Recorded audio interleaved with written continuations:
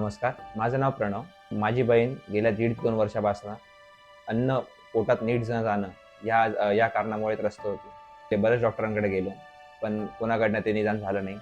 शेवटी आम्ही तुषार संकलेजा सर, जे किम्स मानवतामध्ये आहे, त्यांच्याकडे गेल्यानंतर आम्हाला त्यांनी निदान दिले. त्यांनी सांगितलं, की अक्लेशिया कार्डिया नावाचा तिला एक आजार आहे. त्याच्यामुळे पोटात अन्न जाणं अवघड होऊन जातं.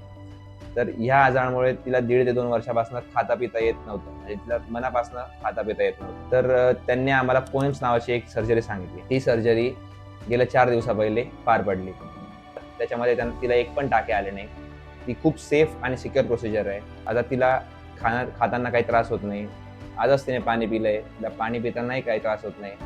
तुम्हाला कोणालाही जर ही प्रोसिजर करायची असेल तर तुम्ही बिनधास्त तुषार संकलेजा सरांकडे सल्ला घेऊ शकता किंवा त्यांच्याकडे ट्रीटमेंट घेऊ शकता.